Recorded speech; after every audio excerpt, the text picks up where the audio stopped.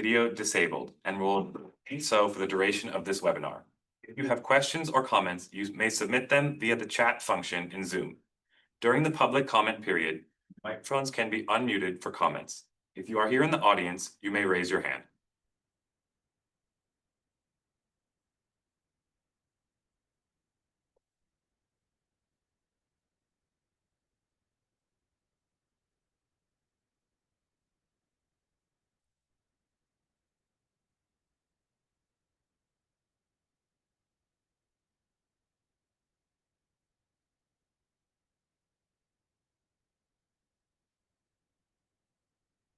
Yeah, I think we have the committees all here now. Good morning. Good morning and welcome to the Debt Collection Advisory Committee meeting. I am Melinda Lee, the Deputy Commissioner of the Debt Collection Licensing Program. I have been with the department for 33 years under various names, spent the first 25 years of my career in the banking program. Looking to add a new challenge to my career in 2018, I moved over to the Student Loan Servicing Program to get them started. When the opportunity came up to start another program in 2021, I signed on to the Debt Collection Program. I'd like to take a few moments to provide an overview of today's agenda. We will first hear from DFPI's Chief Deputy Commissioner, Suzanne Martindale. We will then meet our newest committee members. This will be followed by a brief program update. And then we will have a presentation from our CSO team. Each committee member will then have a few minutes to discuss topics of their choice. The remaining 10 minutes will be for public comment. Now I would like to introduce those who are in the meeting today. So the committee members online are Umberto Matz from Executive Vice President of Creditors Adjustment Bureau, Callie Miller, Director of Opportune Inc., Miguel Santo, the Staff Attorney and Clinical Supervisor for East Bay Community Law Center. The committee members in the room are David Reed, General Counsel for Receivable Management Association International, Robert Tavelli, CEO of Tavelli Company, and Katie Neal, General Counsel and Chief Compliance Officer for True Accord. We are missing one member today. So Parisa Esmali is the Executive Director for Community Financial Resources, and they will be joining us at our next meeting. DFPI participants online are Adrian Diaz, Deputy Commissioner for External Affairs, and Emily Gallagher, attorney for our program. DFPI participants in the room are Suzanne Martindale, our Chief Deputy Commissioner, Colleen Monahan, Deputy Commissioner for Legal, and Jessica Boucher, our Consumer Service Office Staff Services Manager.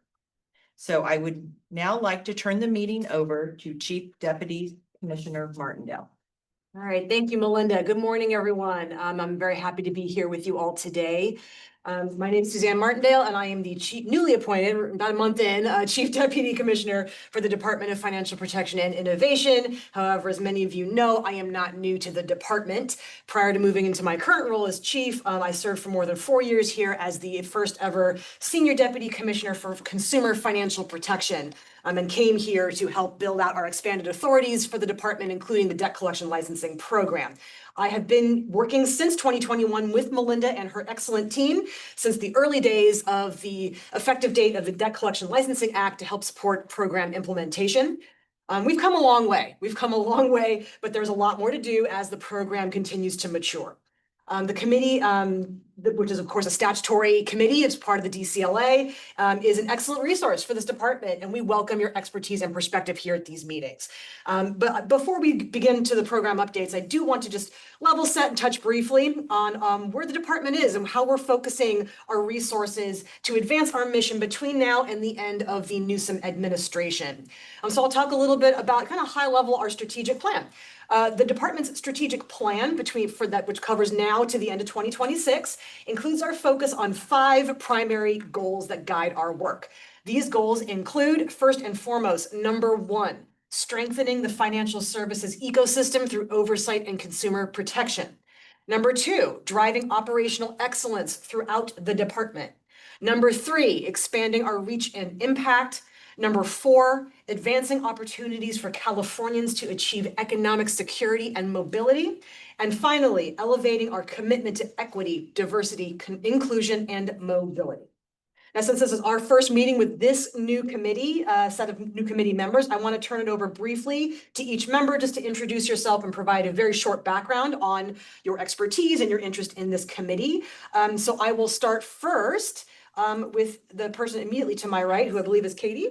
Would you like to introduce yourself, please? Yes, thank you. Mhm. My name is Katie Neal. I'm the General Counsel and Chief Compliance Officer of TrueAccord Corp. TrueAccord is a debt collection agency that incorporates a digital first model, and we pioneered the use of digital communications in debt collection, as well as leveraging machine learning technology with our engagement with consumers. In addition to that, I've spent probably about 10 years within the debt collection industry in legal and compliance roles. I also share a lot of many shared experiences to the consumers that the DFPI helps protect. For example, I am an immigrant to the United States. I moved here when I was a kid with my family with nothing but a couple of duffel bags and a dream. So I know the challenges that immigrant families face when they're trying to navigate a new financial system. I, along with my husband, we were a military family for over 10 years while he served in the United States Marine Corps. And now we are a disabled veteran family.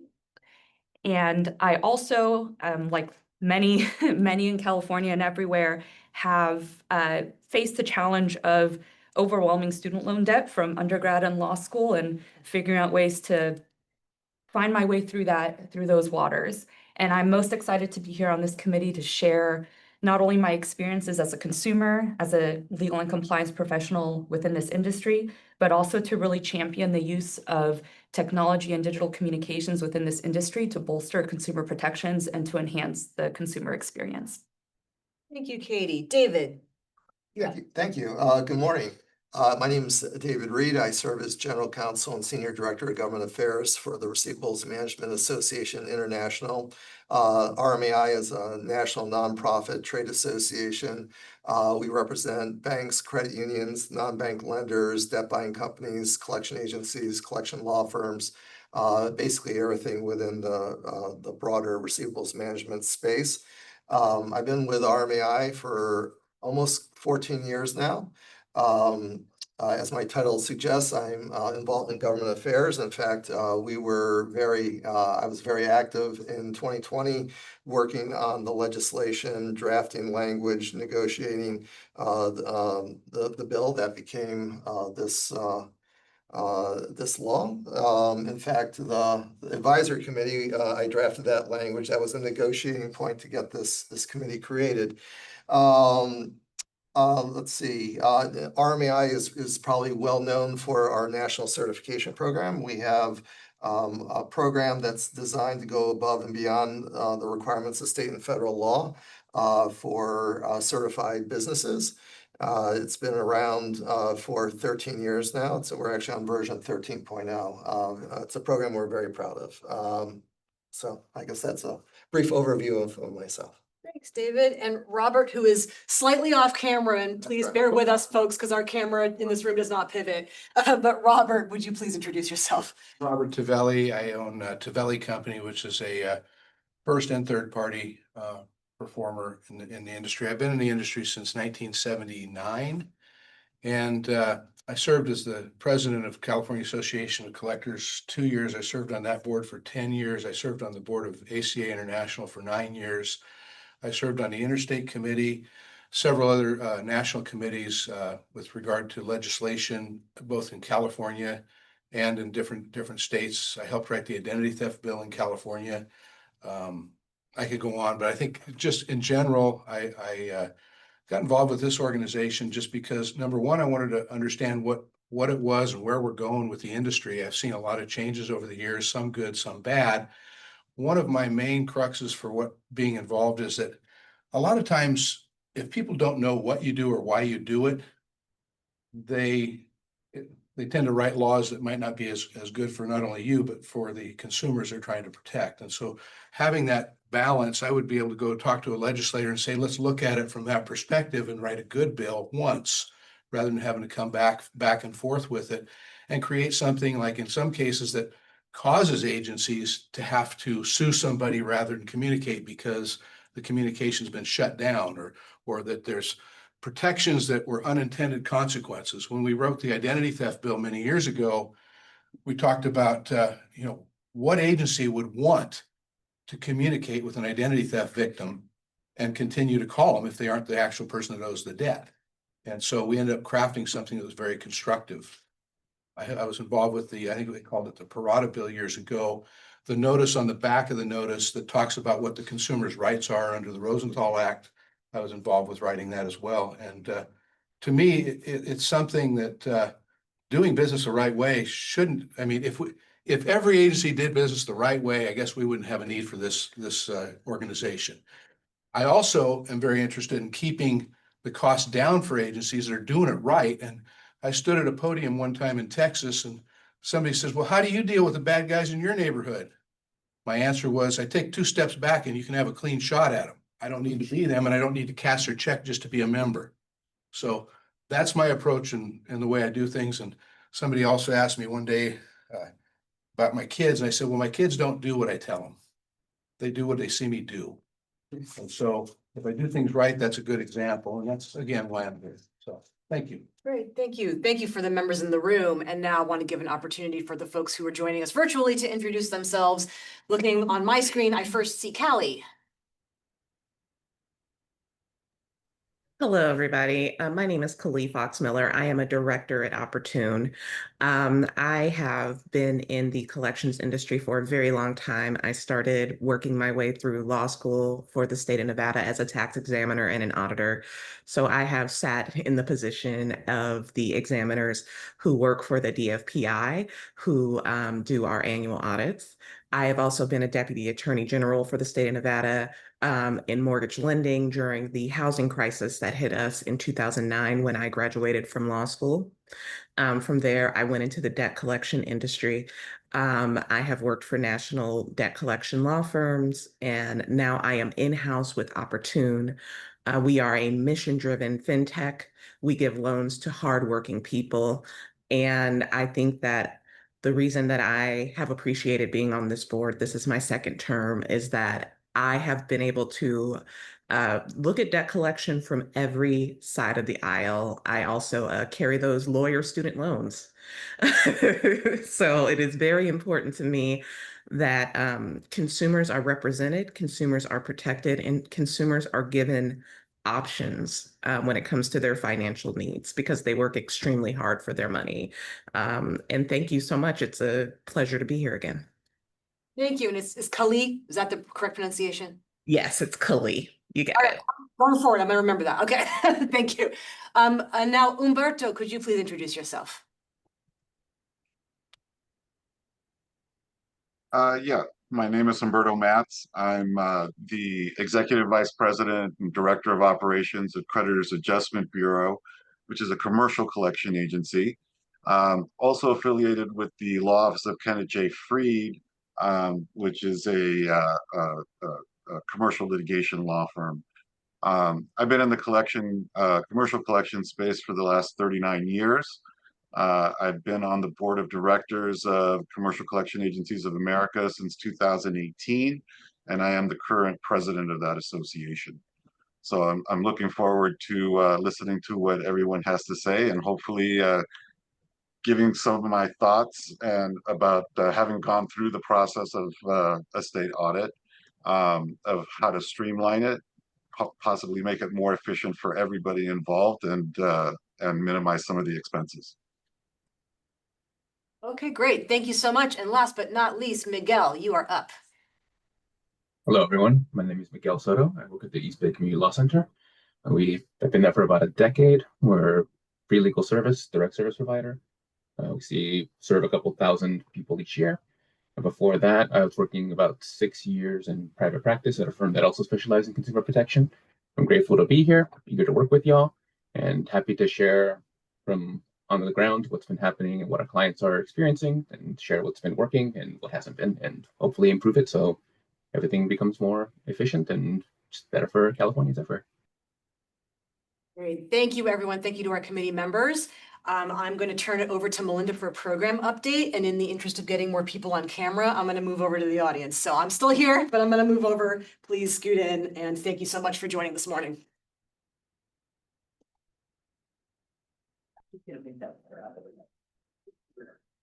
Move over a little.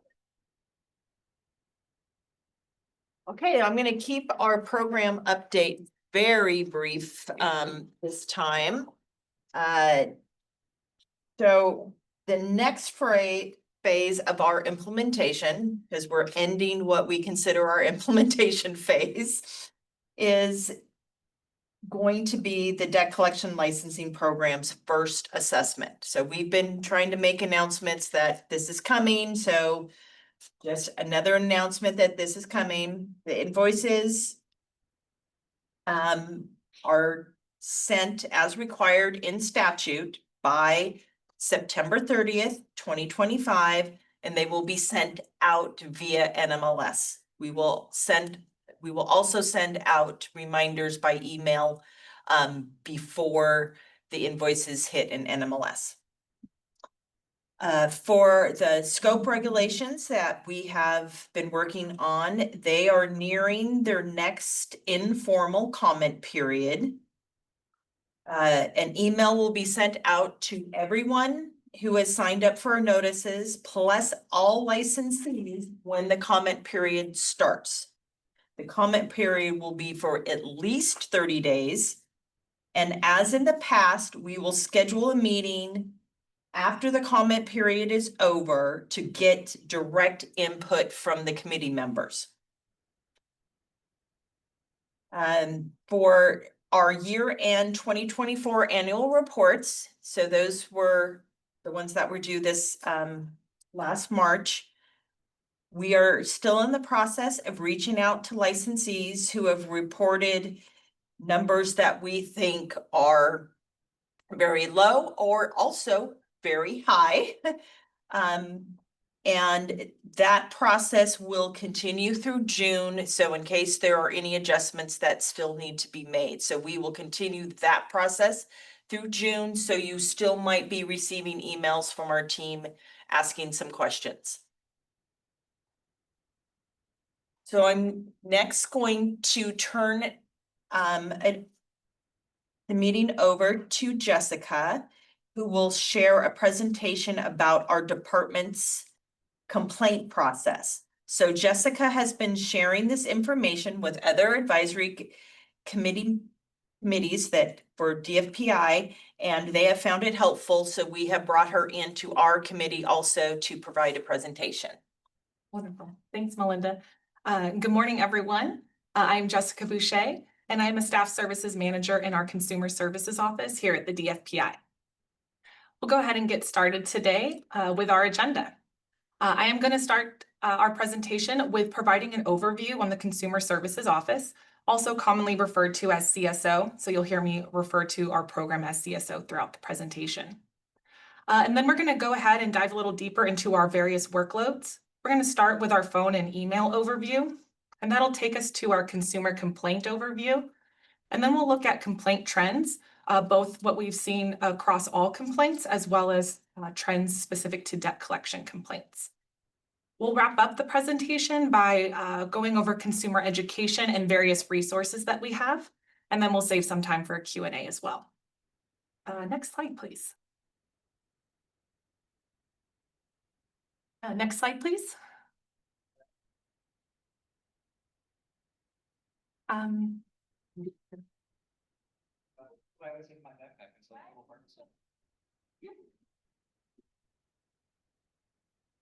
Just a moment.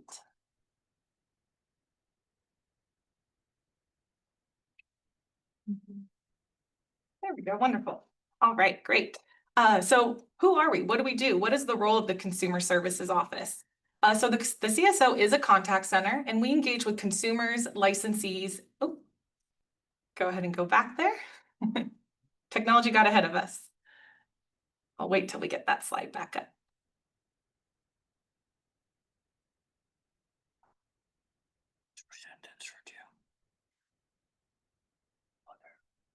You went too far. Slide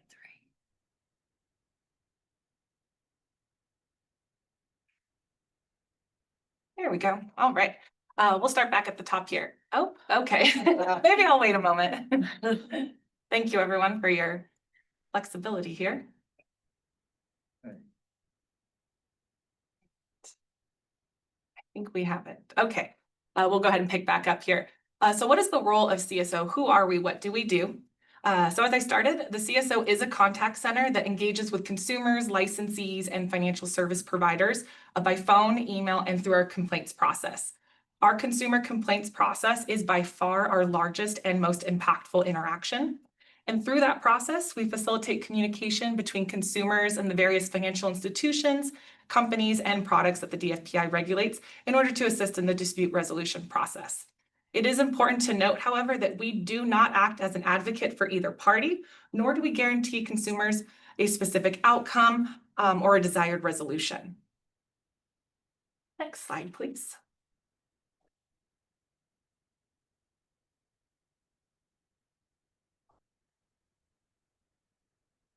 All right, so we'll dive into a little bit more about our workload. We're going to start with our email and phone workload. First, we'll start with email. And on average, the CSO receives and responds to approximately 1,500 consumer and licensee inquiry emails monthly. I have a couple emails highlighted here. I'll start with the first one, which is really important for our debt collector licensees, as this is the main debt collector complaints mailbox. This is the email at CSO within the department that we use to transmit consumer complaints to our debt collector licensees. So it's very important to have this information. Additionally, we have the Ask DFPI email address, and this is a general email inbox that is managed by CSO, and we receive all types of licensing and consumer-related inquiries at this mailbox. CSO typically responds to consumer-related questions, where more licensing and regulatory inquiries are sent to the specific programs for handling. In addition to emails, we also manage several phone calls each month, on average processing approximately 1,400 calls monthly. We do have live agents that are available Monday through Friday to assist consumers and licensees. We do pride ourselves on first call resolution, and on our phone platform, we have various options for consumers and licensees to select from to get them to the best place to answer their specific questions. I do have on the screen here our toll-free number where you can reach a live agent, and it's 866-275-2677. Next slide, please.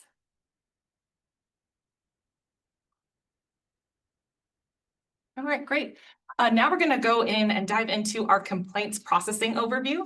As I shared earlier, this is our most impactful workload, and we process on average 1,100 complaints monthly for a variety of financial services and products.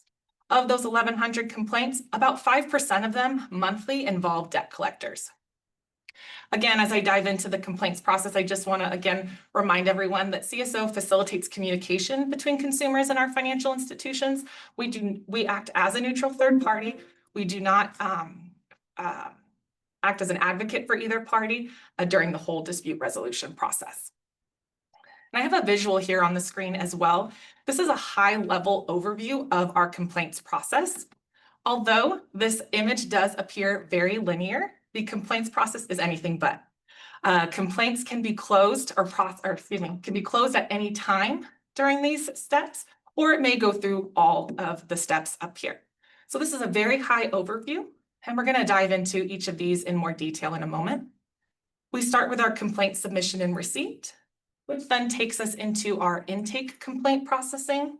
And then we round out our complaints process with our response analysis and closure. So we'll dive into each of these in the subsequent slides. Next slide, please.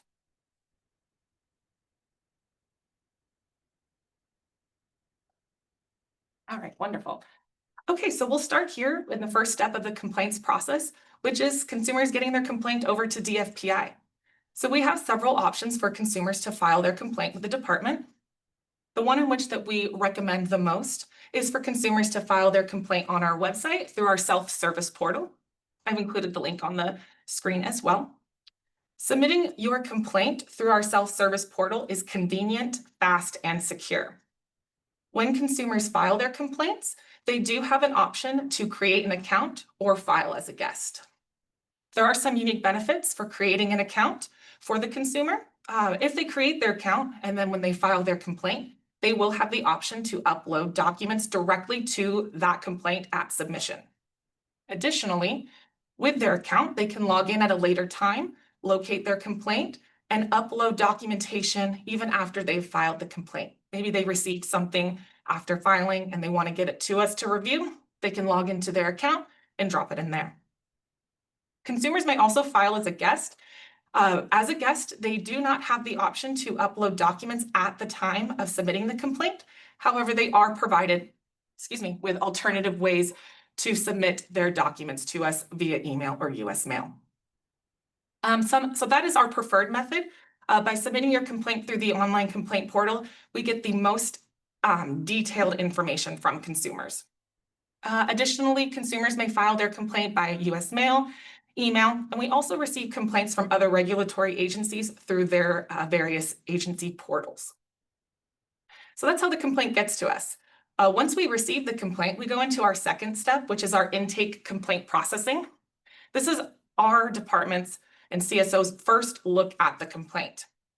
At this time, our analysts will review the complaint description and take a look at the documentation provided. And after they review all the information, they make the determination for the best next steps for how to process the complaint or where it should be routed to. One of those options for complaint routing is to refer the complaint to the financial service provider for a response. So refer the complaint to our licensees.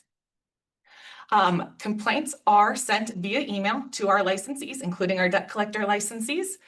And the complaint form and any supporting documents are sent encrypted via email to the designated email on file. I want to spend some time on the designated email because that is very important, both for our licensees and their communication with our department. In CSO, as I mentioned our email that we communicate with licensees for debt collector complaints, but the email in which we use to correspond with our debt collector licensees is the designated email that is on file with the department. It's important that that email is established, as well as up to date. It's an active email and is checked regularly. Once the complaint is sent to the licensee for a response, we provide a 15-day turnaround time and ask that they respond to the complaint within 15 days of receipt. Go ahead to the next slide.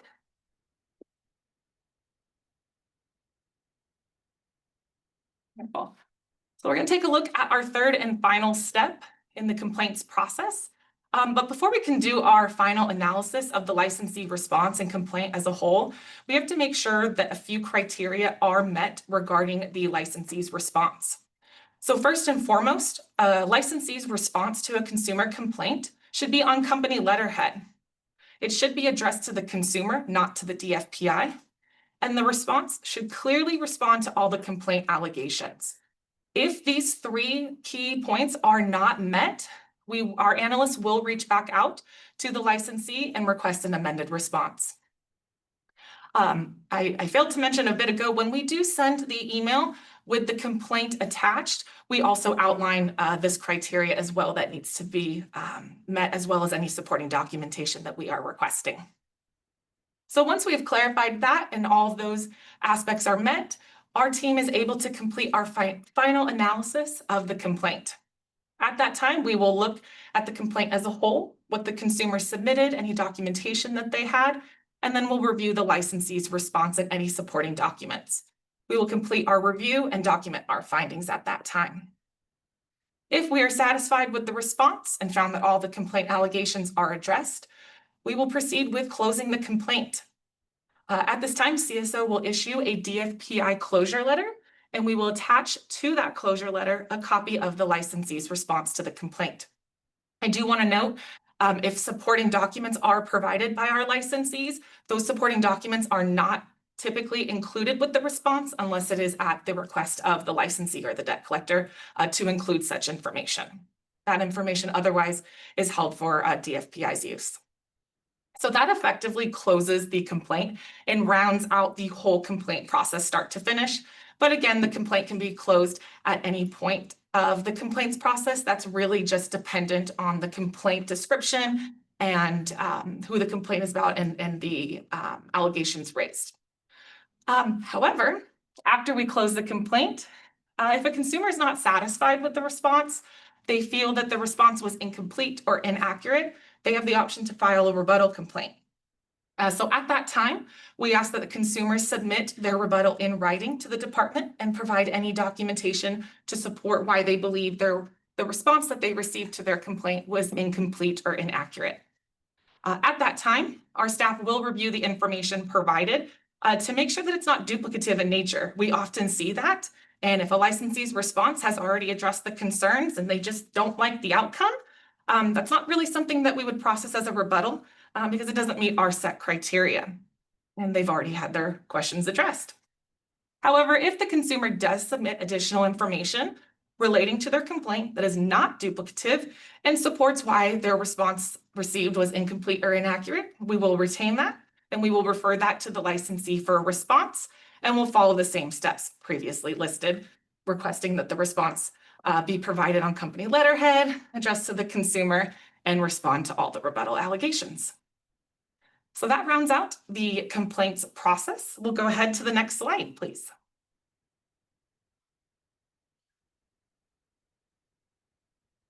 All right, we're going to dive into complaint trending. So we're looking at data, this slide and next, for 2024 complaints received by CSO. This first slide, however, is a total picture of all of the complaints that CSO received. This is not specific to just debt collection. So in 2024, as you can see, the predominant complaint type that we received is surrounding fraud and scams. We had about 24% of our complaints received all of last year that were somehow impacted either through a fraud or a scam. There's a significant drop off from there. You'll see we have about 9% of our complaints received last year involved various account issues, closely followed by unethical behavior or business tactics. This is a variety of just different tactics that financial service providers take when engaging in business with consumers. Then this tapers off a little bit with 4% of complaints involving credit reporting as well as disputed transactions. So on our next slide, we'll take a look more closely at the trending complaint types for debt collection specifically. All right, so a little bit different here, a lot closer in terms of percentages of types of complaints that are received specific to our debt collection complaints. The first one at 25% was predominantly attempts to collect debts that were not owed. This can mean a couple things. Consumers may be already paid off the debt and they're stating it is not owned, or they may assert it's not their debt to begin with. So that was the greatest portion of complaints that we saw in 2024 for debt collection, closely followed by a lack of written notification about the debt, so claiming that they were not aware of the debt. This is rounded out by credit reporting at 12% of the complaints received last year, as well as 11% for harassment and intimidation, largely for contacting attempts with consumers. And so that rounds out our top trending for debt collection complaints. Next slide, please.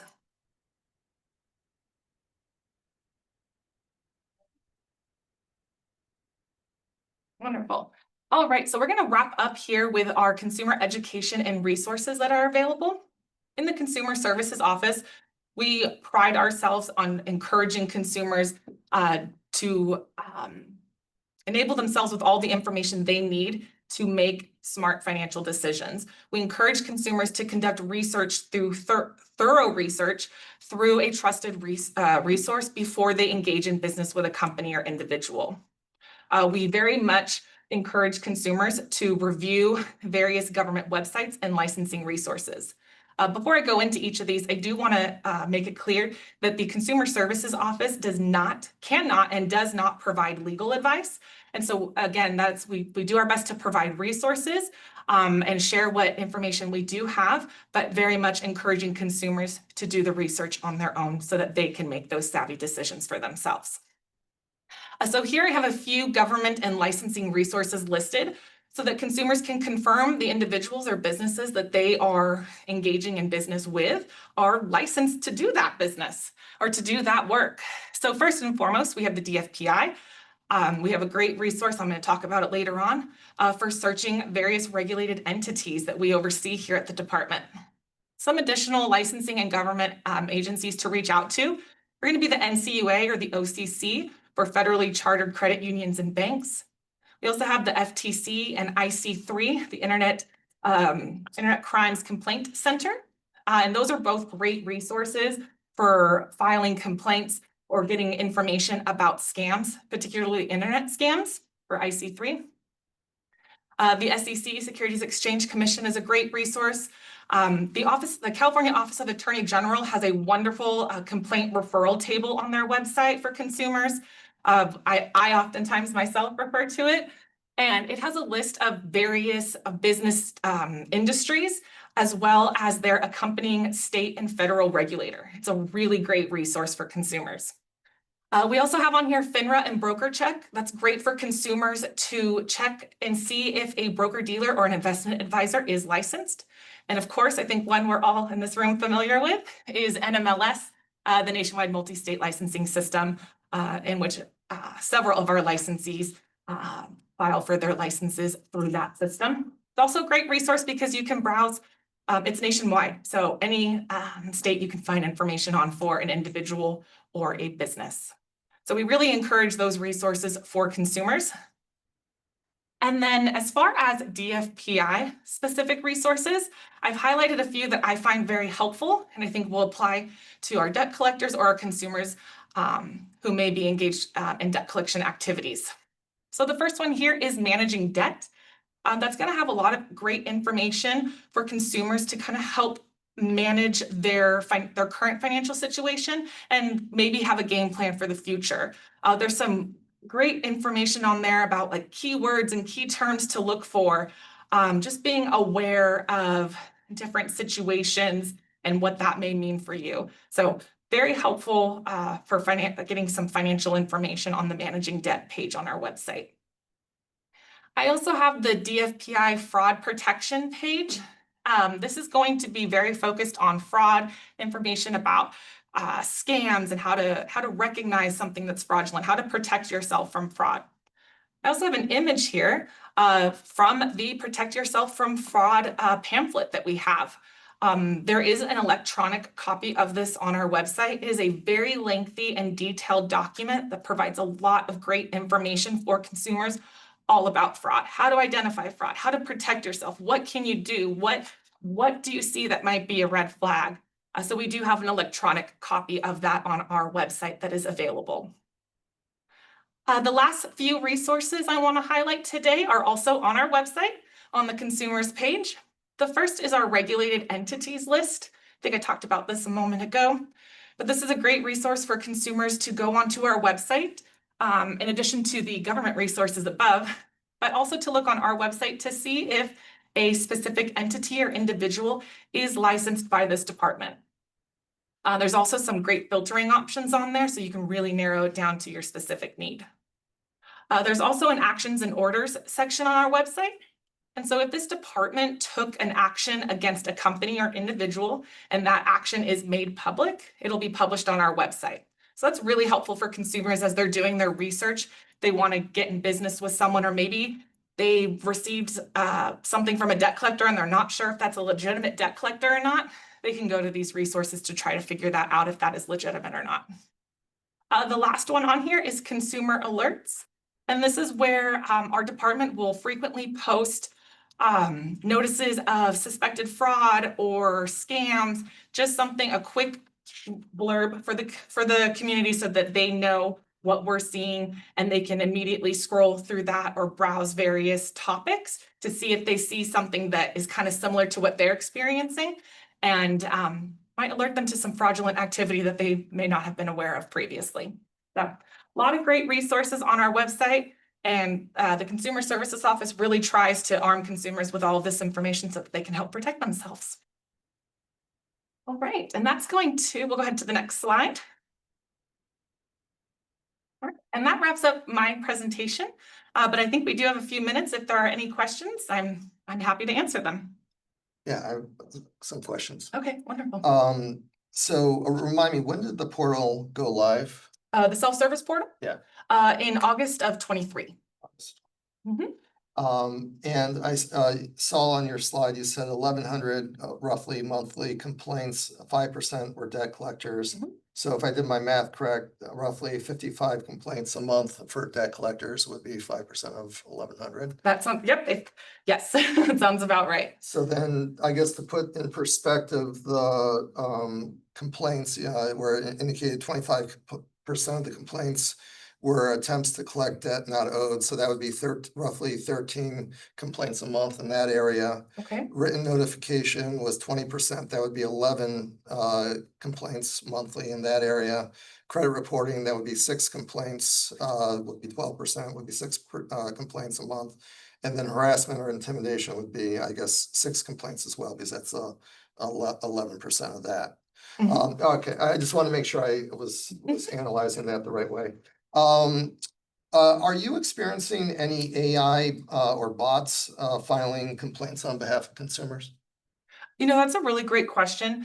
I don't believe we have, and if we did receive that, in reviewing of our complaints, I have not seen what a bot complaint looks like, at least within this department.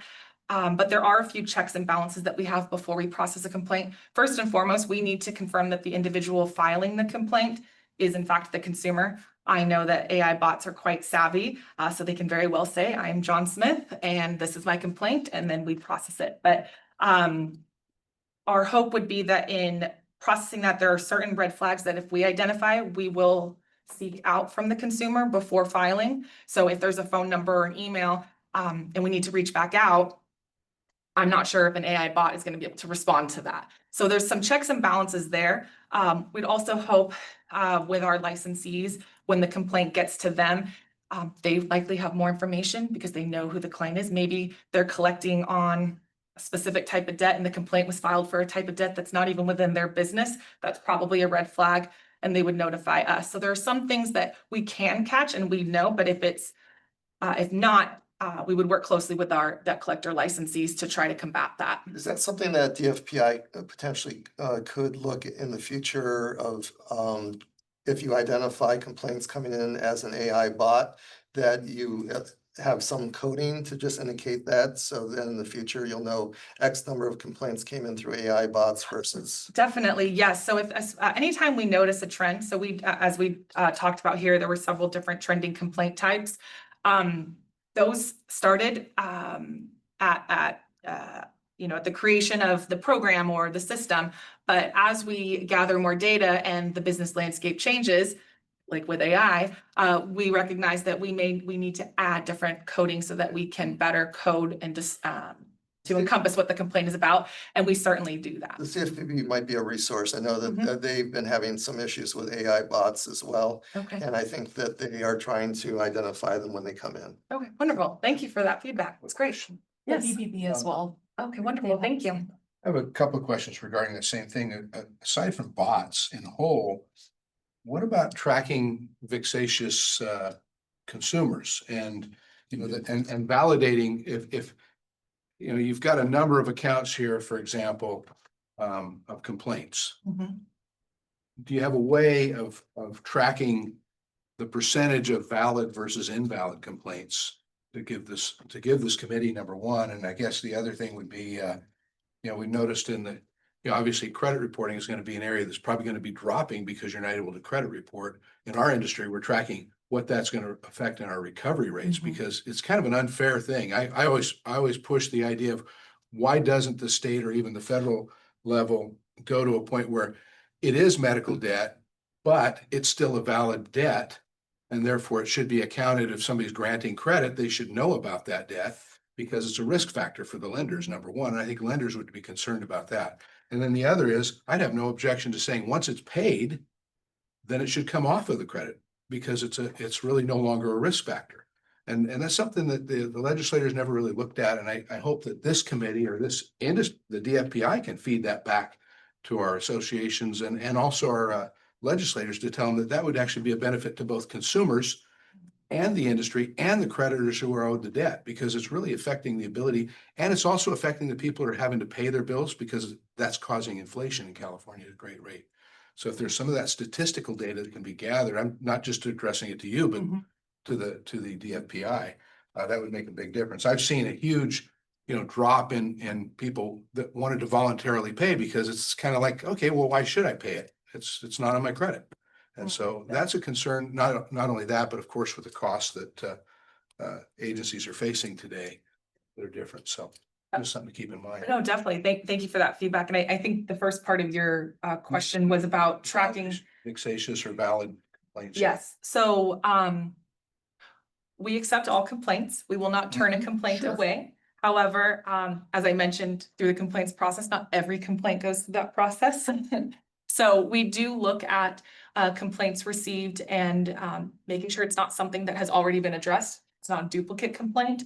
Maybe it's just additional information that was filed as another complaint. We can look to add that. So we do a thorough review to make sure that we are processing the complaints. I appreciate that, because one of the things that the FTC addressed years and years ago, probably over 25 years ago, was every phone call that went to the FTC was regulated or registered as a complaint. If a person had a consumer question, it was logged as a complaint. And when we addressed them, and we actually had a Price Waterhouse study done, it was like 0.0009%, even though the industry takes in everybody's accounts, they couldn't even come up with 1%. But we were the largest number of complaints. But then the way they registered it was, gee, well, we just register everything as a complaint. They even admitted it to us. And frankly, they were very fair in addressing it, but they just didn't have the system for it. And I think that's kind of what I'd like to see here. Thank you. Umberto, would you like to unmute yourself? There you go. Yeah, so from David's analysis, 55 complaints a month, roughly.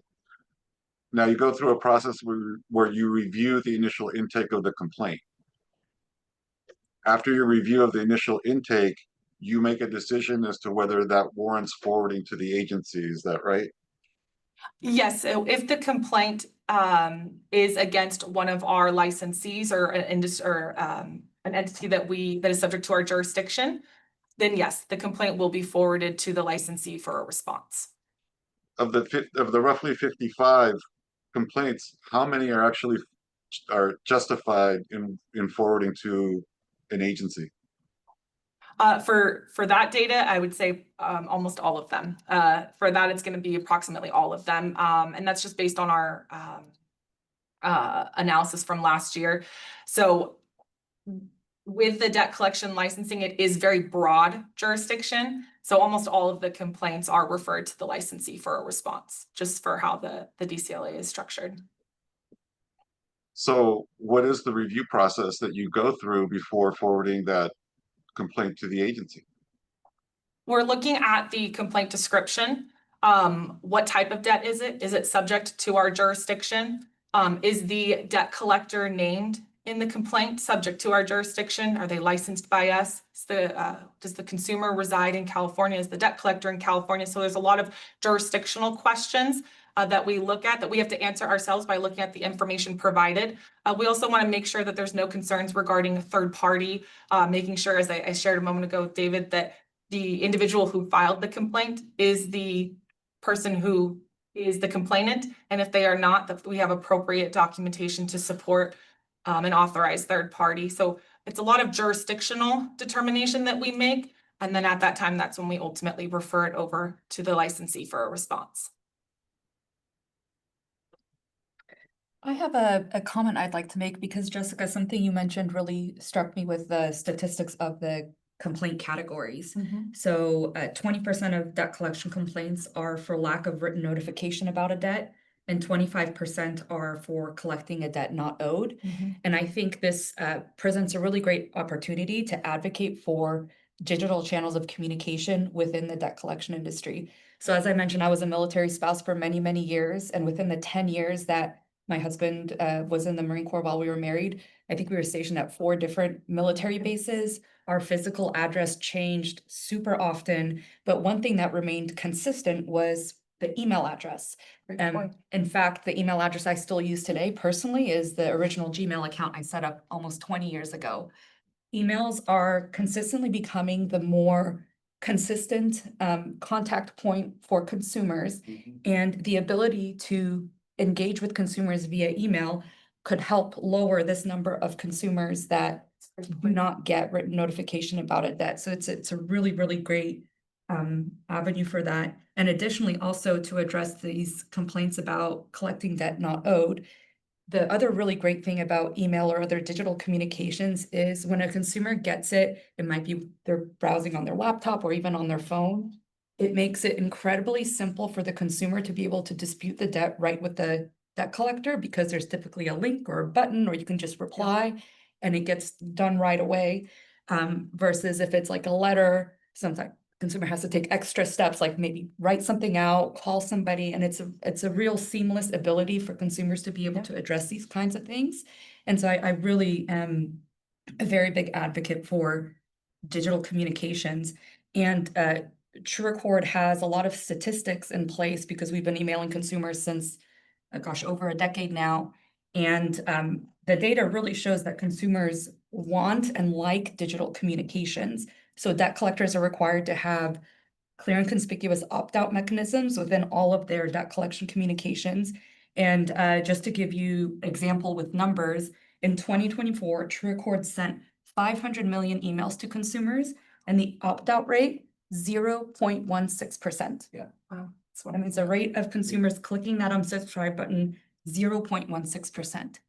We dealt with that in another piece of legislation 20-some years ago, where legislators were pushing that we could not contact people by phone, and a lot of it had to do with college students that they change their addresses every year, every 6 months. I did. Yeah, and we couldn't understand why they wouldn't get it until they finally got the bigger picture, and they realized that yes, people, do need to be contacted. It had to do with TCPA stuff and the telephone communications or telecommunication stuff, but it really did. And once it comes back to an awareness issue of those percentages, it's amazing. Yeah. And the numbers for SMS are similarly positive in my opinion. So Yeah. TrueAccord sent 89 million SMS messages or text messages in 2024, and the opt-out rate was 1.58%. So also really, really low.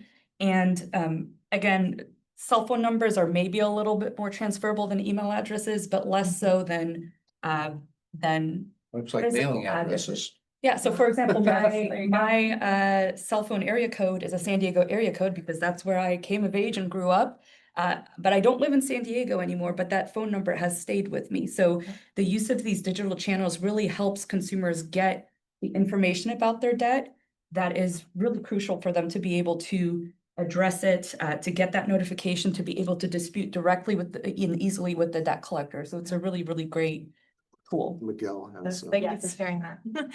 I'm Miguel. Thank you, Patience.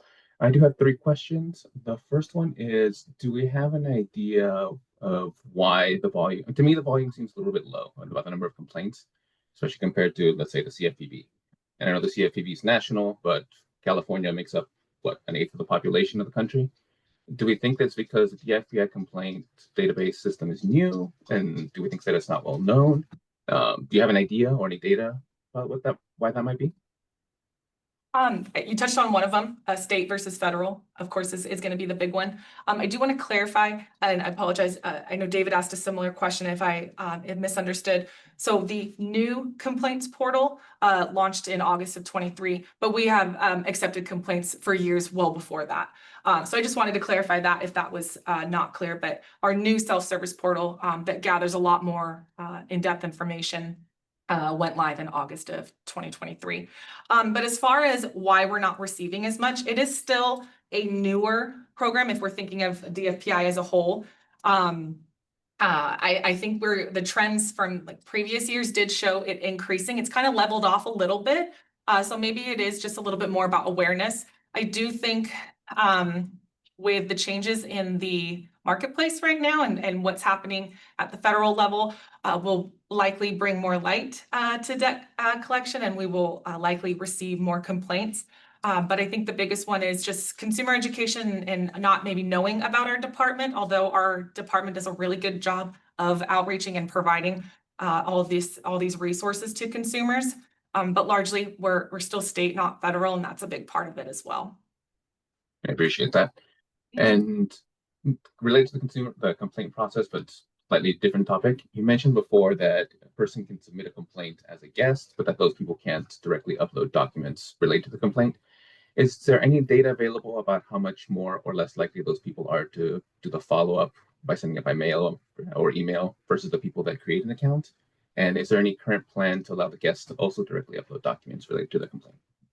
A great question.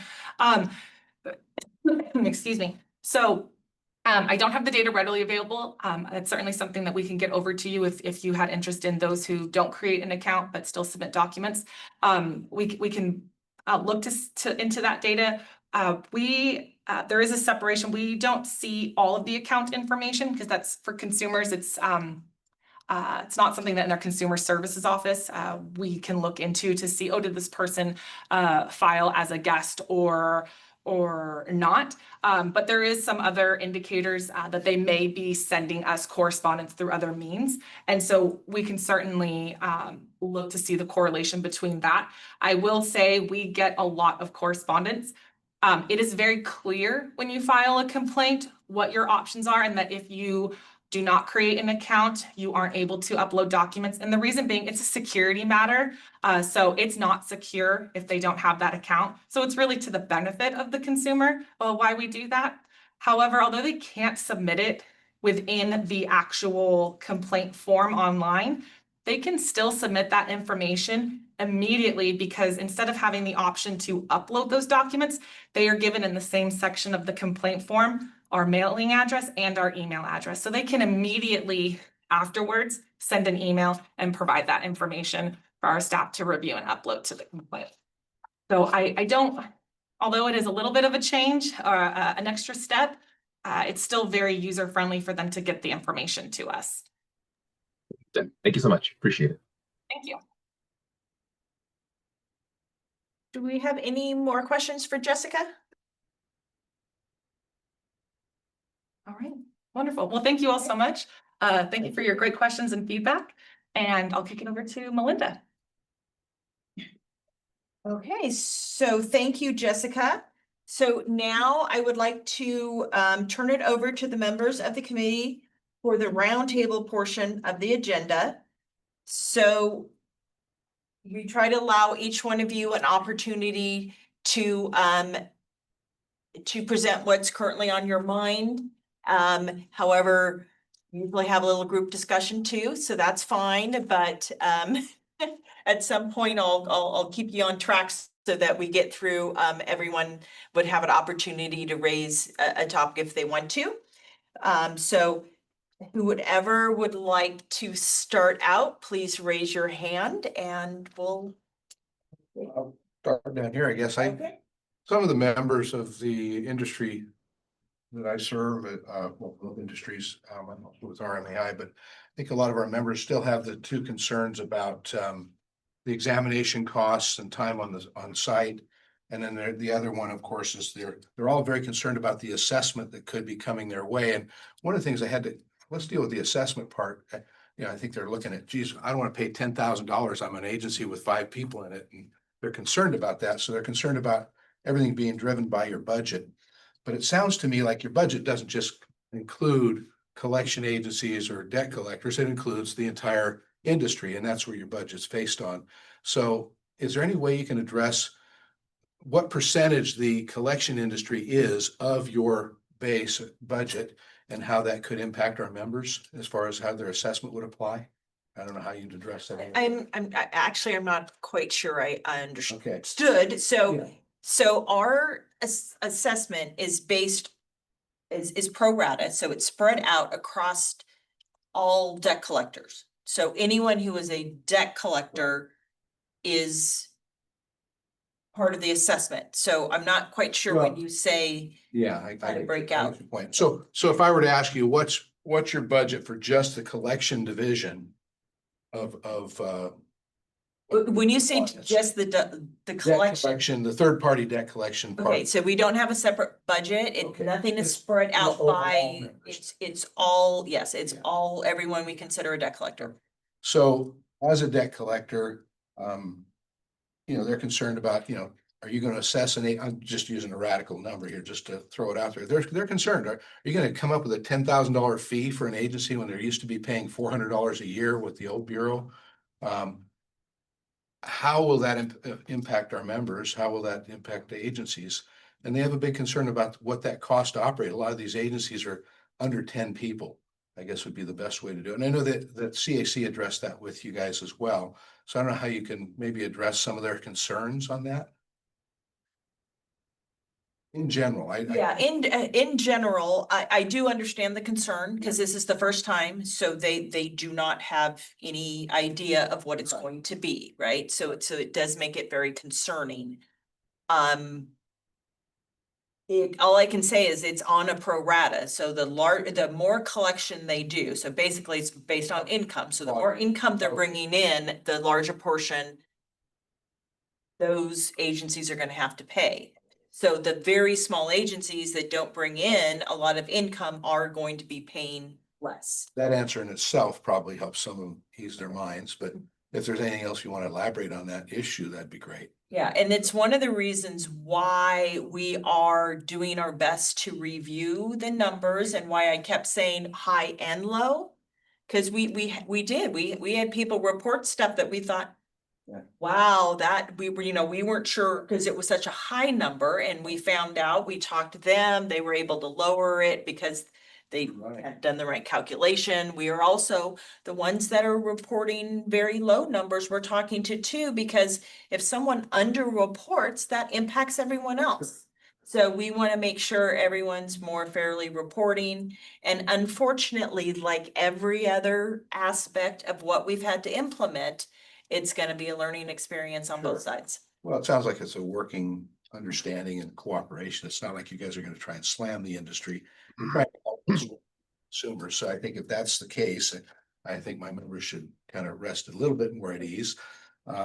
Same thing with the estimated cost of examinations. The biggest thing that came out was somebody spending 2 weeks in an office that has, 5 people in it and, works, 500 accounts a month as opposed to somebody who works, 50,000 accounts a month. So same thing would I Yeah, guess. and I will, say right now, we probably have more people going on an exam than you would expect in the future. However, we're not billing all of those hours. So one of the things is sending managers out to, because Sure. it's newer, right? Yeah. So they're not billing all of their hours. Things like that, where we are trying to do it in a manner where we're getting what we need, but we really do try to be I don't know how an intrusive we can be, but yes, we're not demanding that someone's sitting there with us the whole time.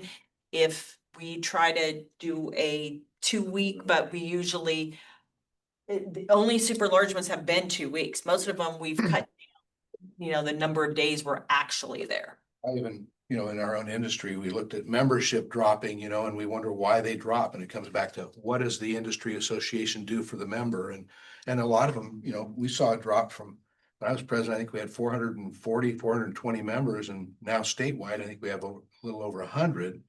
And we're going, why? Well, it's relevance, and when you can provide a service they want to be a part of.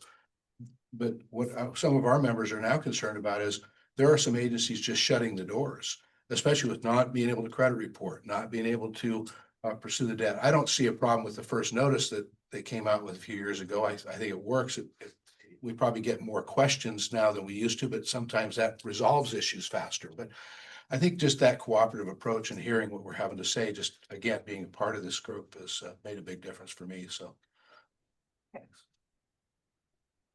Yeah, just quickly adding on, to put in context, from what RMAI can tell, looking at the other states that license debt collectors, so we're talking about 35 approximately states that license debt collectors across the country. Right now, what appears to be the highest annual fee / assessment outside of examination, so because those costs are separate, appears to be $3,000. In fact, the majority of states, the fee is less than $1,000. So I just want to put that in perspective of what the industry is used to when it comes to fees and assessments. I know obviously the FPI has to work under the statute that was created, which may, create some of the challenges that I think our members are really concerned about. But I think, what will be important is ongoing dialogue with the FPI as we approach September, as you get more information and data, as you're analyzing the annual reports. I think that would probably be helpful, I guess, communicating with the industry as a whole. I would note that, I think some of the reasons why you're getting some data that doesn't seem to make sense from the annual reports is because there were a number of businesses that filed the annual reports as soon as it was available, but you had outstanding rulemaking that hadn't been finalized yet, so they were filing prior to that rulemaking being finalized.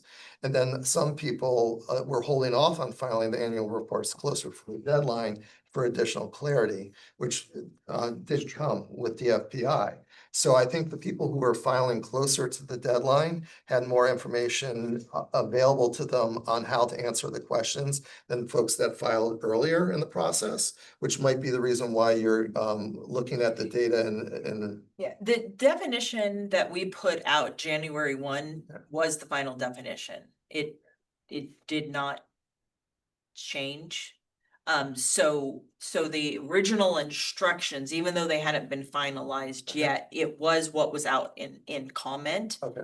Cause we went ahead and kind of proactively put it out there and hoped that we would not have to send out a change, and we didn't. So, cause it had been discussed, vetted already. So yes, what the instructions that went out January 1 were the final.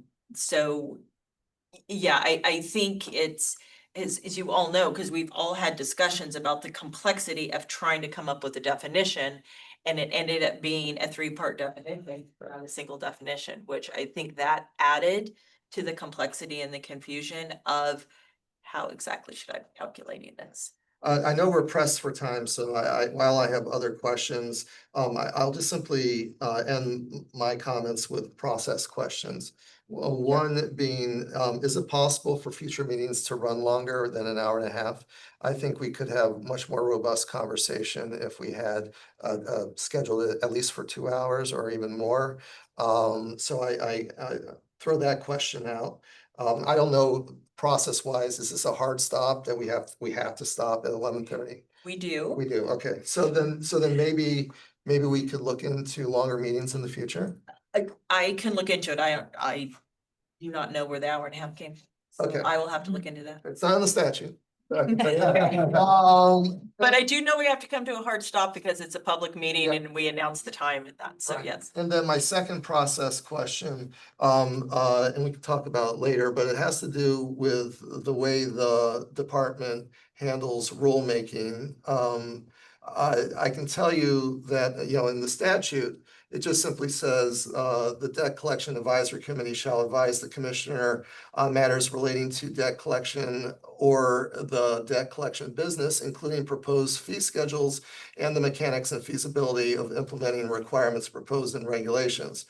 When I drafted that language, I had envisioned it happening the opposite way that it's been implemented, meaning that the commissioner / department would ask this advisory committee, basically, we're thinking about developing regulations or rulemaking or fee schedules that were looking like this. Tell us if it works, tell us if it doesn't, tell us, give us some advice.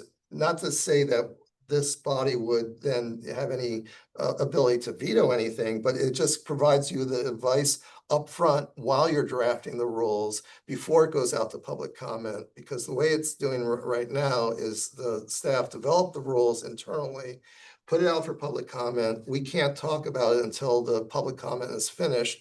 And then you ask the committee. So, it would be nice to maybe for the department to consider reversing it and bringing the questions and the potential future rules to the committee first for dialogue and then making the refinements to it, then publishing it.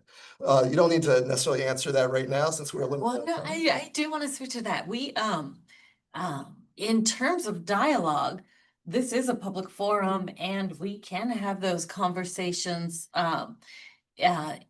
especially when we're in pre-notice rulemaking. Yes. So we do want to hear from the committee. So in thinking that through, a lot of times we're presenting questions so that presenting questions early in the process so everyone can weigh in on the broader questions, and then throughout the process trying to refine language more. Okay.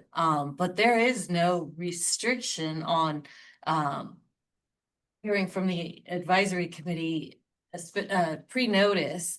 And we are interested, so feel free to recommend that we have any particular topics we're looking at. As we're talking about an invitation for comment going out, that is pre-notice being notice filed with OAL. It is an informal period where we want to hear from the committee and other interested parties on anything related to it. So to the extent you're feeling like your voice is cut off there, that is a mistake on our part. We want to hear from you, even Wonderful. if we are not ready to present revised language. If there's particular topics we're considering that you think it's timely to raise, absolutely, we'd like to hear those discussions. Wonderful, and why we might need more than an hour and a half. Thank you very much. Yeah, so I will also, so when we do discuss them, like the last time our discussion got very lengthy, and so we scheduled a second meeting instead. And one of the reasons why we want to discuss after the comment period is part of it is so Emily can fine tune where's the hot topics and make sure we have plenty of time to go over those.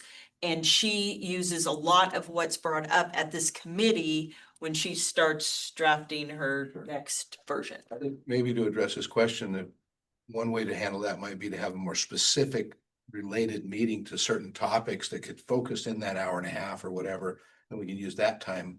I mean, this has been great today. I mean, I appreciated the complaint process and everything, but obviously we don't need to do that every time. And then as things get more fluid, we could more focus and narrow in on some of those specifics. I know that our the industry groups, you've been really good about working with them and reaching out, and they've been reaching out to you, like RMAI and such. I think that could narrow some of what he's asking down too, if we could be more specific on certain topics that spend our time on that. Yes. Yeah, and Stake- I just want to jump in. This is Emily Gallagher in legal. So as Melinda mentioned, well, Colleen said, as these are all pre-notice discussions we've had so far, so the discussion can be open. We do open that up to the public as well. And in previous committee meetings, I think that the determination was that it was more useful for you to have already seen what the public said about that draft before we had a discussion, so that you could incorporate that into your you know, you could comment on what the public had already said.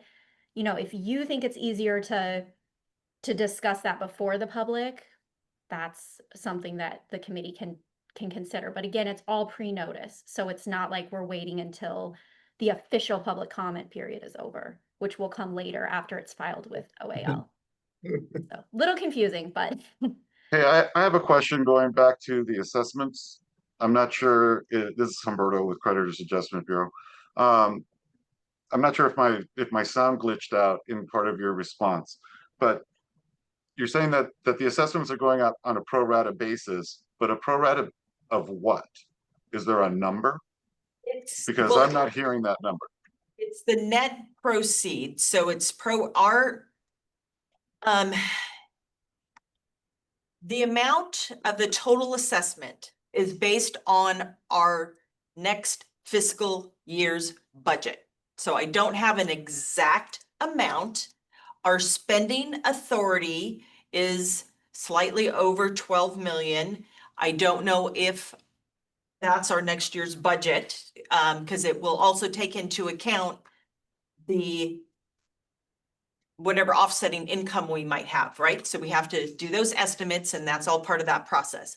Then we pro-rata it over the net proceeds amount, which we collected this last March for the annual reports. And anyone who is getting licensed right now in the first 6 months, they have to provide that during the licensing period, because they will also be anyone who is licensed as of 6/30/2025 will be assessed in September 2025. So, and pardon me, I went to public school for my math, so if I can just kind of walk through this. So you have a $12 million budget. How many licensees do you have? We currently have about 1,000, I'm just gonna say 250 in round numbers. It varies, so. And so that 1,250, those 1,250 licensees are gonna have to make up that 12 million or some portion thereof? There's some portion thereof, yes. So, and then as far as if it's based on revenue for each licensee, is that revenues derived from California collections or total revenues? From California collections. And is that only consumer accounts or commercial or commercial accounts included in that? Only consumers. Consumers and third party, is that correct? What do you mean and third party? It's consumer accounts. It's California consumer accounts. California consumer accounts.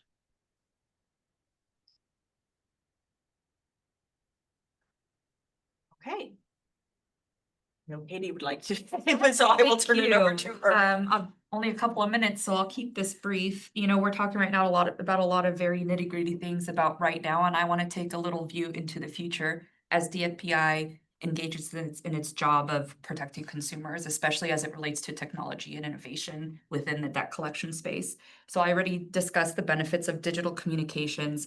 One other aspect that I would love for DFPI to keep in mind as you engage in your efforts is to learn and know about the benefits of emerging technologies within collections. So right now, you know, we talked about digital channels of communication. That's how we communicate with consumers, but there are a lot of really, really great uses of technology that companies can use internally, and TrueAccord has. So I'm happy to give a few examples that really bolster and give consumers a great experience when they're interacting with a debt collector, as well as they really help us supercharge our compliance efforts as well. So I'll give one brief example.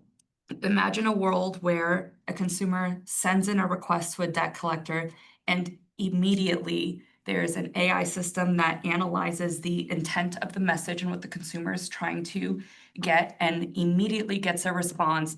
Their request is immediately processed in the back end, and it all happens within a matter of seconds. So the consumer has the confidence that, oh, it's not just, we got your message, we'll get back to you within 3 to 5 business days or something. It's you immediately know what's happening with your request. It could be a dispute, could be a hardship request to delay collection efforts if something's happening within a consumer's life. It also, these kinds of technologies really help minimize the factor of human error. Because as you have human agents that have to process, routine requests over and over and over again, eyes glaze over, people make mistakes. So these kinds of technologies really help accuracy in processing these requests and save the human element for situations that are a lot more complex or require that human touch, and that's never going to go away. These technologies can also be used to, for example, in compliance efforts when conducting compliance testing or auditing, review vastly more account samples than a human being can. So kind of getting back to the goal for me would be to make sure that as DFPI goes through its efforts to build out this program and build out its oversight of debt collectors, that it becomes a champion for responsible innovation within this industry. I know oftentimes the words AIs and bots get very concerning to people. And as David said, like sometimes there's complaints that are with bots, but there are a lot of really, really great uses of these technologies and tools that help consumers as well as help compliance departments within companies. So I'd really encourage openness to these avenues. That's a perfect avenue to plug another part of our department. So we have an office for, and I'm gonna probably get the acronym wrong, but we do have an office for, innovation and technology that is not a regulatory part of our department. So it's a non-regulatory part of our department. And this whole week, they're doing demos from many fintech companies that are coming to us to show this is what we have, this is our technology, to have an open conversation about, like, maybe are there, red flags or something that you're thinking when you're hearing us talk about this, and making our department aware. And it's a place where, as I said, it's totally non-regulatory, and I happen to, one of my first experience with your company, with TrueAccord, was going to one of their presentations that they did. They were one of the first ones that walked in our doors and said, hey, let us talk about what we have here. And let us do that. So we do really, I mean, we put it in our name even, that we are really interested in, fostering technology, innovation, all of that.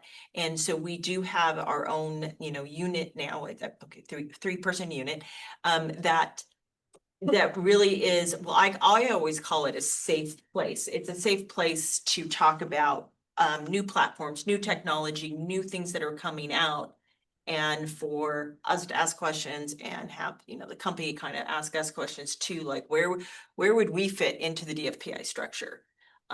So yeah, that was a great segue. Thank you.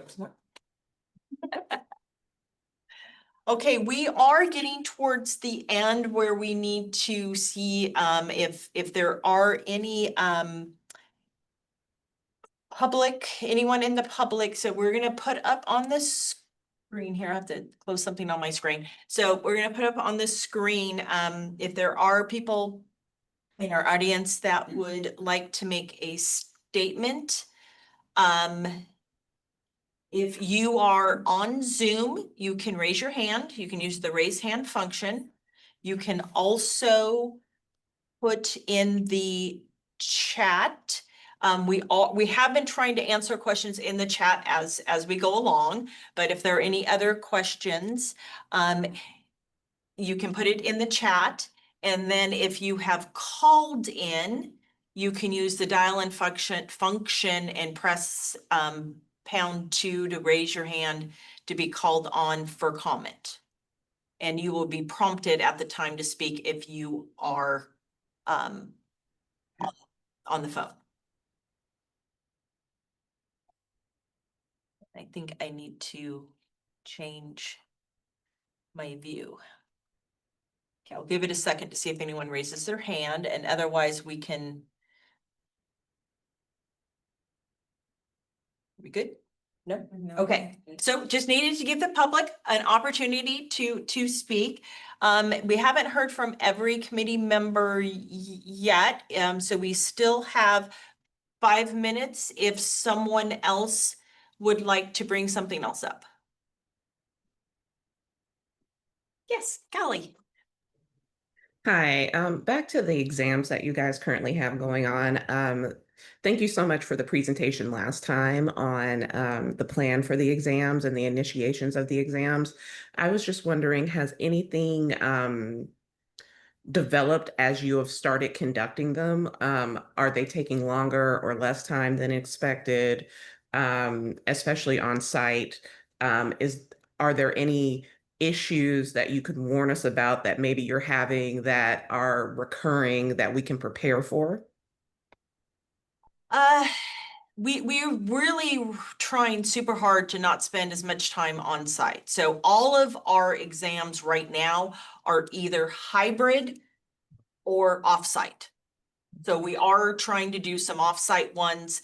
Those we do struggle with access. I mean, that's one of the struggles if we try to do something, completely offsite. I think one of the things we're struggling with is getting the information in a timely manner and getting the correct information. So we say over and over and over again, please call us and ask questions.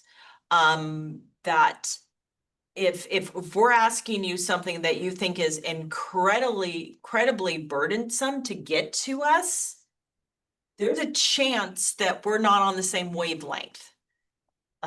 So, talk to us about if you're having problems getting certain documentation or whatever.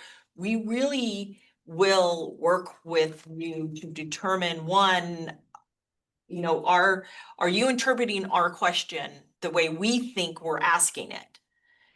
Because we do anticipate, a year from now, we're going to go through those questions and say, did we consistently get the wrong answer to question 10, right?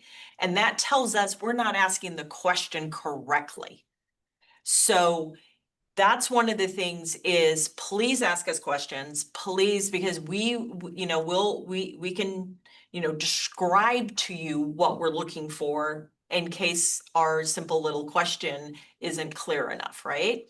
Also, sometimes maybe we need to shorten a period of what we're asking for because the sheer volume is not what we're expecting. Things like that, those are things that I would say, that's our biggest pain point right now. I will also tell you, it's great if whoever we're talking to about these reports is the person who's doing the reports. So they can talk to us, we can talk to them. Sometimes the third party intermediary filters, I was going to say clouds, filters from us and from the other side. So we're not the message is not always clear.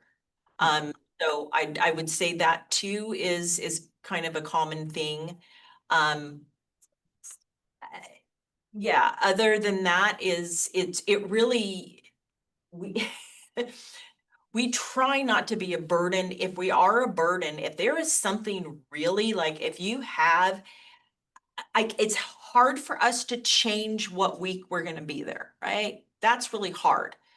But if you have a particular afternoon or a particular thing that's happening and you tell us, like, this is my staff meeting is Tuesday at 10 o'clock. Okay, we're hands off at Tuesday at 10 o'clock. That's fine. We really, we're trying to work with you in your schedule, not impose all of our needs onto you. Awesome. Thank you so much. That was actually extremely helpful.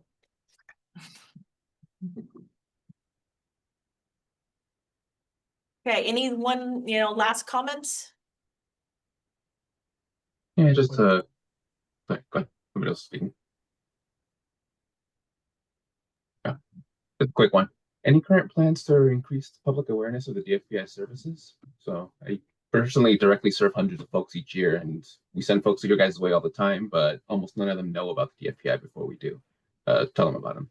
So is there any sort of, I know you guys do a lot of outreach, but is there anything else currently in the pipeline so that folks will know about all the services y'all offer without having to come to a legal aid org or some other community organization like ours? I'm gonna look down to the other end of the table. That's a good question, Miguel. I would say our ability to do outreach is based on what's in our budget. And it's been a tight budget environment, but we do have a public affairs team. Adrian is covering that team in an acting capacity and doing an excellent job. And our outreach folks try to do what we can to attend events, but also leverage social media channels to try to be cost effective. So that work is going to continue. In prior budget years, we were better resourced to do, one-time campaigns and the like. But again, we are in a just a difficult budget environment, but we do what we can and have a dedicated outreach team to make sure that people know who we are and what we do, and that work continues. Appreciate that. Thanks. And as always, let everybody in this room know what we can do to support. When do you anticipate the next meeting? And I'll just share, this is Adrian, I'm the Deputy Commissioner for Public Affairs. So our department doesn't have a marketing budget, so that just doesn't exist. We put out press releases when we take enforcement actions. We put out consumer alerts. We do have an education and outreach team that's doing webinars on fraud and scam prevention and financial education. So there's that activity that's external facing. But we don't have a marketing budget, but we're doing our best to raise awareness so that consumers know that we're here and understand the work that we do. Grateful. And thanks. Didn't mean to sound like it was a slight by any stretch. Appreciate No, that. no, not at all. Appreciate it, Miguel. Thanks. Thank you. So there's a question on when our next meeting is. We do not have a set schedule. We usually do kind of a spring and fall. Part of that will be driven by if we have legislation, or not legislation, regs, proposed regs that come out for comment or working on those, we will push the schedule up. And otherwise, we will have just our regularly scheduled meeting, and I don't know exactly, it would be in fall. If we don't have a specific topic, so if we are not talking, when we're talking about, when we're reviewing comments, we usually don't talk about anything else at that meeting other than that. So we will, but if we have another meeting that's kind of like this, next time we will also ask you if you have agenda items that you want, so. Thank you. Okay, great. Okay, well, thank you everyone for attending the Debt Collection Advisory Committee meeting. As mentioned, our meeting was recorded. It will be posted on our website within 2 weeks. And we look forward to you participating again in the future.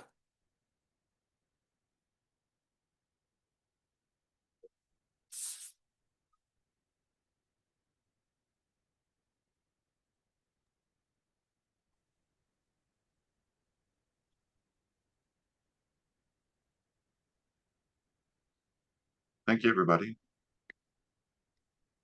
Thank you to everybody who could attend today. I need some like